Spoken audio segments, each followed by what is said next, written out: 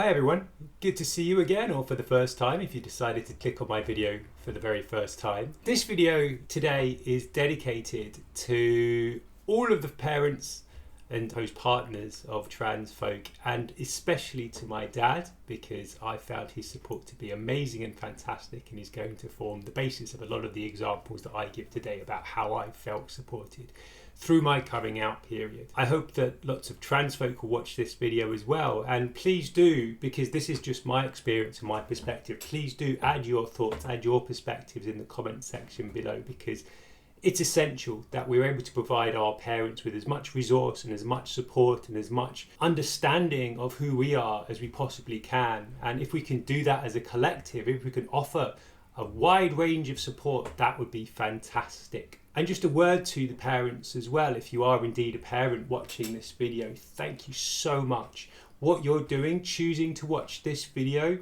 to try to help your child, is amazing. And I'm sure your child, whoever they are, how old they are, they're going to appreciate it. That effort and the way that you're trying to find help and support and trying to understand things as best you can is amazing, and it's wonderful, and I know that you're trying your best. So I hope that you'll find this video useful. If there's anything that you need to know, if there's something that I didn't cover and you want to get some more information about it, do please add your question in the comment section below, and I'll see if I can give you some extra help as well. I just want to say I'm going to focus more on the emotional support that you can provide your child. I'm not going to cover too much the actual concrete support that you might be able to give them, because that's a little bit more, maybe a bit more specific to your context, into your region. I don't really know where you are or what you've got available to you, so I'm afraid I'm going to have to draw the line there, but hopefully you can find those resources on your own. I'm obviously going to be linking some extra stuff, some other videos and stuff that I found really interesting when I was researching this in the comment section below, so please do feel free to check those out as well. Okay, so let's get into it. I'm going to cover four main things that I have felt particularly useful and meaningful from my parents as they've offered me the support that I've needed. I'm going to talk a little bit about why I felt that useful, and hopefully through this you'll see the value in doing the same thing for yourself. Now, I don't know where you are exactly along this journey of potentially transitioning, but maybe coming out to the world as transgender. It could be that your child is just coming out as being transgender and that's all they want. Maybe they are intending to transition as well. But I think the first thing that I really value, the first thing that I found essential, was my parents offering me love, unconditional love. And this rings through every time I speak to my dad, especially on this topic. Every single time, without fail, he will talk about his love for me. He'll talk about how this transcends almost anything else. He's super religious. There's a little bit of conflict, a little bit of tension between what his religion is telling him and his feelings for me as his daughter. And I can see that conflict, but I can see that it's the love for me that shines through and guides him in terms of how he wants to navigate this process. And it's so touching. And I know that it's not easy for him, but the fact that every time we have these conversations and he'll reaffirm that love for me, it's just so amazing and it's so touching. My dad and his wife are just supreme at doing this and saying this, and it makes me feel so supported and so safe as I go through the rest of this journey. So that initial affirmation of love, it might sound almost like you don't need to do it because it should be self-evident, but a lot of the things that I'm going to say you might think are self-evident, but it's not really, not for a lot of families. So first of all, it's got to be love. That's got to be your first guiding principle when it comes to how you navigate these conversations. And if you can build everything on that foundation, then the rest should follow. The second thing, and that follows fairly closely after love. So the first thing that you should be saying to your child as they come out to you as transgender, or actually just in general, after I love you, is I believe you. Just to contextualize this a little bit, it took me about 40 years, give or take, before I was ready and comfortable to start coming out. And there were two things which prevented me from doing so. First of all, was fear and worry about losing the love of my family and the people around me. And second of all was the fact that nobody would believe me. The fact that I would have to try to justify myself to these people as I come out to them.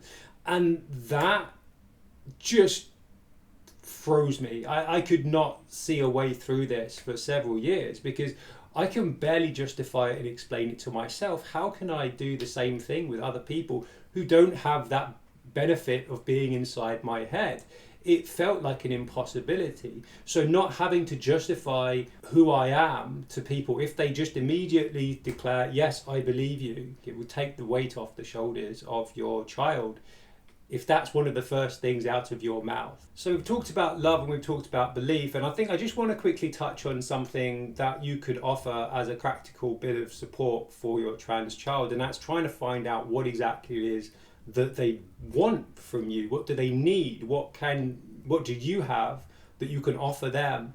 And this might be something like they would love you to use their preferred name or pronoun. Maybe there's other things that they would like. Maybe they need some help getting their nails painted. And this is very much tied to belief. This is how I see it anyway, because I've found it quite frustrating. And I do understand, by the way, I do understand where these people are coming from when they say this. But when somebody asks me why I want this, it feels almost again like I'm going back to that justification. Like I need to somehow justify why it's important for me to get my nails painted, why it's important for me to get therapy and treatment and all of these things. It's important because it's important for me. And I know that people, maybe they're asking this question perhaps because they want to understand my experience a little bit better. But just be mindful that by asking these questions, it might suggest that you're kind of questioning that need. It's almost like you don't see the value in, for example, getting your ears pierced if they want to present more feminine, or get their hair cut, for example, if they're female to male. I mean, I suppose in your mind's eye, oh, there's loads of boys and men that walk around with long hair, so you don't need to get your hair cut.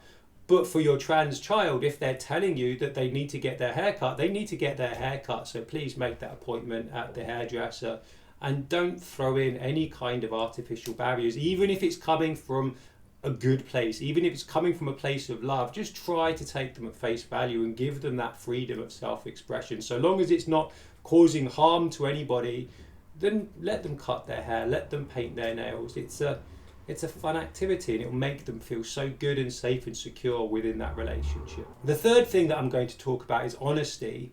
And I haven't really talked about this much yet, but first thing we need to be honest about is if you are a parent and your child has just come out to you, you will be feeling a mixture of feelings. So much confusion, so much worry and concern and guilt and maybe embarrassment and shame.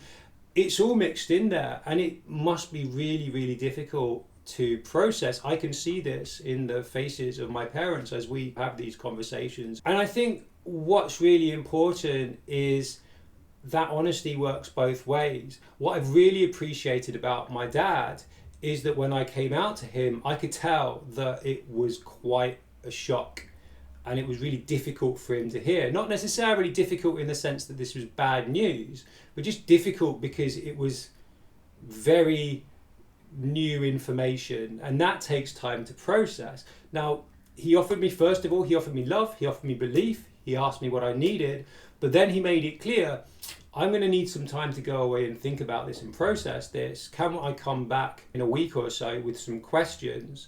And he did that. And his questions were perfectly fine and reasonable and valid, because all of them are, by the way. There's no such thing as bad questions, so long as they're coming from a place of love and are trying to understand where your child is coming from. And that level of honesty from him, that initial need for time and space to process this, I really appreciated it, because it made me understand how he felt, and that meant that I could then give him the same level of honesty in response in terms of the answers that I gave him. Some things, however, might be quite difficult for your child to hear.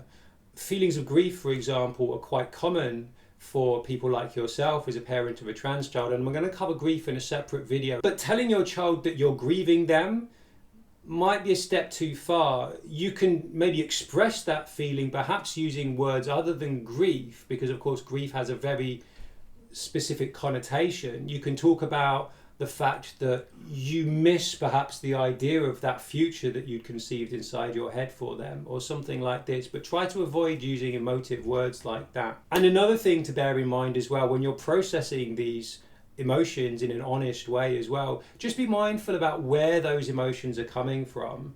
Now, it's quite common, I think, for people in general to try to look for patterns, for causes and effects. This is what we're really, really good at as a species. We look for these things because if we can find the reasons, if we can find the causes behind certain effects, then we can know to avoid certain bad things, or we can repeat good things to bring us more benefits. So often we look for what is the thing that caused this other thing. So we can look and we can notice these feelings, these emotions, especially if they're negative emotions, and one of our initial reactions might be to find the cause of that. Now, it's quite easy to go and point a finger at your child, because ultimately they're kind of the cause of this to a certain extent, but you can't necessarily blame them for this. You can't hold them accountable for your negative feelings. To one extent, they're the cause because they're bringing you this news, but on the other hand, they're not to blame for being trans. They're not to blame for choosing to come out to you. They're coming out to you because they want to engage with this process with you. They need your love, they need your support, they need your help, and they ultimately want to go through this journey with you because they love you. That's why I've come out to people, because I want them to experience the joy of this journey that I've experienced so far together. Yes, I need them because I need their support, but also it's like I really want them to feel this with me. I really want them to see me grow and to see my progress and development, because I think it's a good thing. So try to bear that in mind. Try not to look at your child, and I'm not suggesting that you would do this consciously, by the way, but just be mindful. If you do feel yourself feeling negative thoughts towards your child because of how they've triggered this feeling, this spiral of emotions, this maelstrom going on inside your head, they're not to blame. They didn't choose being trans. They're choosing to come out to you because they're choosing to bring you on this journey.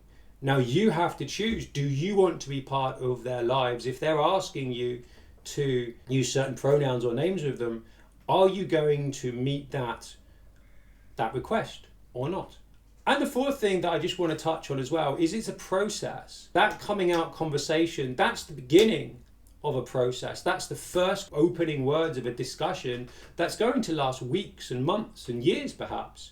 You know, and again, this is advice perhaps for both sides to hear, because relationships are dynamic. That initial response, that initial reaction doesn't necessarily need to colour the rest of that transitional journey. A transition is just as much for you as the parents as it is for us as trans people. We need to appreciate that as well, I suppose. But that movement from being, as I was, male presenting and everybody understanding me to be male, to hopefully eventually presenting a lot more female and everybody to be recognising and referring to me as female, that's not going to happen overnight. That's a series of conversations, especially with those that I love the most. And it's only through these honest conversations where you believe what I say at face value, I believe what you say at face value, with a foundation of love, that's what's going to help move that process along. And I think everybody needs to understand that that initial coming out conversation, it might have gone really well, it might have gone really badly. But that doesn't necessarily mean weeks or months or years down the line, that's going to be where that conversation begins and ends, because things will develop, things hopefully will only get better, but that's not always the case.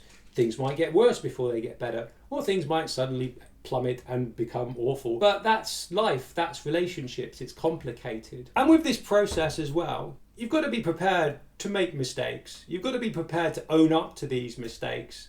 if you can see in the past that there are things that you've done wrong, like even before the coming out period, why not own up to them? For you as the parent, the onus is kind of on you to be the adult in the room. Even if your child is 44 years old like I am, the parent still needs to play that role as parent. I know that might be difficult to hear, but at the same time, that's your role in that relationship. You're the one that sets the scene and establishes the dynamic of that relationship. And I think most trans folk as well, we understand we're not expecting people to get things right all the time, every time.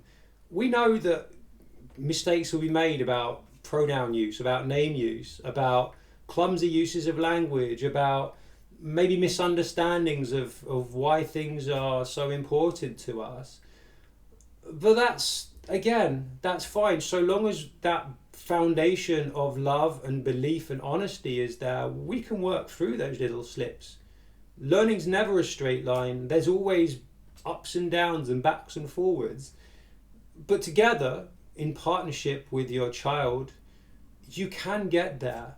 I know it's really difficult, and I know you must be really struggling right now, but that's okay. That's perfectly understandable, and that's fine. And maybe that's what's brought you to this video. And I hope that some of these things have helped. And I want you to know, parent, if you're out there watching this video, that your child, through coming out, has basically communicated with you that they love you, that they need you in their life, that they want to share this journey with you, which can be so rewarding and so amazing. And you need to meet them more than halfway. You need to meet them at where they are. And I know that might be really difficult for you right now. And I know you must be really confused and really emotional. And I know that you can do it because you're here. And because you're here, that tells me that you love your child enough to make that step. Give them that hug and tell that you love them. I wish you so much luck. And it's going to be such a long journey, and it's going to be so challenging, and there's going to be so many problems along the way. I wish I could hold your hand along the way, but I know that you've got this. I know that you can do this. I know that you can be strong for your child. So Godspeed, all the best. Thank you so much for watching this video, everybody. As I say, if you've got any other suggestions, if you know of any other resources that I haven't already linked in the description, please do put them down in the comment section below. And just a quick word, if you're going to descend into the comment section with nastiness, you're not pointing that towards me. At the end of the day, you're directing that nastiness towards parents of children who are suffering. So just think on that for a moment, you know, like it's not worth it. Thank you so much. Take care. All the best. Bye-bye.